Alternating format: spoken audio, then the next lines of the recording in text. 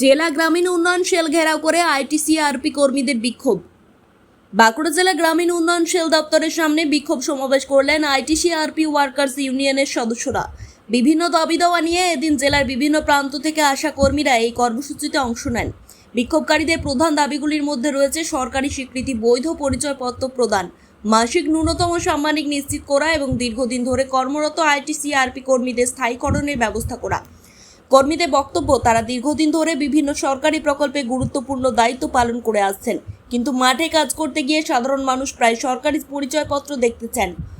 পরিচয়পত্র না থাকায় তাদের নানা সমস্যার সম্মুখীন হতে হচ্ছে। এছাড়াও দীর্ঘদিন কাজ করেও নির্দিষ্ট ন্যূনতম মাসিক সাম্মানিক না পাওয়ায় আর্থিক অনিশ্চয়তার মধ্যে দিন কাটাতে হচ্ছে বলে অভিযোগ করেন কর্মীরা। তাই দ্রুত তাদের দাবিগুলি বাস্তবায়নের জন্য প্রশাসনের কাছে আবেদন জানান তারা। বিক্ষোভ শেষে প্রতিনিধি দল সংশ্লিষ্ট দপ্তরে স্মারকলিপি জমা দেন এবং দ্রুত ইতিবাচক পদক্ষেপের দাবি জানান। সাই ভিত্তিক একটা পেমেন্ট করা হোক, আমাদের বেশি চাইছি না, আমরা যে ভিত্তিক কাজ করব বা যতটা কাজ করব সেই অনুযায়ী আমাদেরকে পেমেন্ট দেওয়া হোক।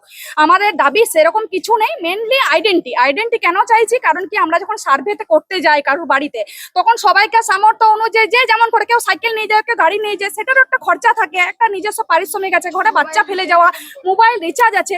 মানে আমরা চাইছি, আমাদের বিরাট কিছু চাই না, যতটুকু দরকার সীমিত একটা পেমেন্ট আমাদেরকে দেওয়া হোক। মেনলি আমাদের কাজটা স্থায়ীকরণ করা হোক।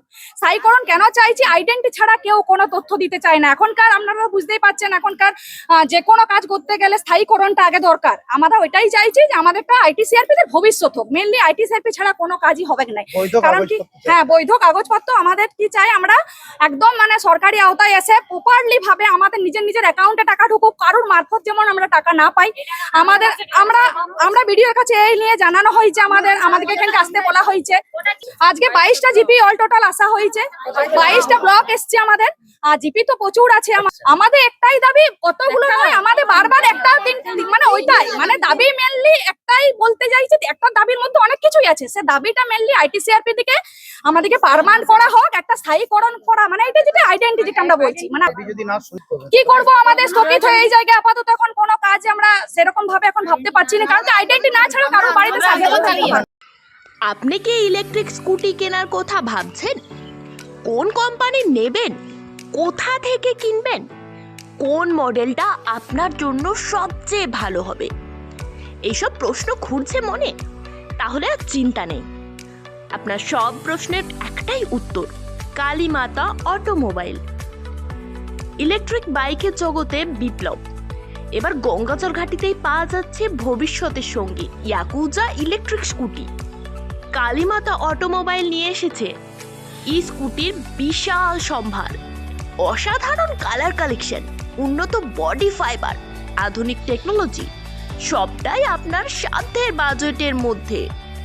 সাথে থাকছে আকর্ষণীয় নিশ্চিত উপহার।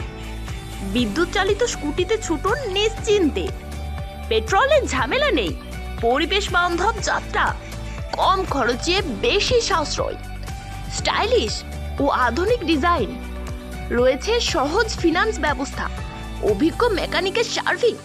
ইয়াকুজা এর ইলেকট্রিক স্কুটি শুরু মাত্র 31,500 থেকে।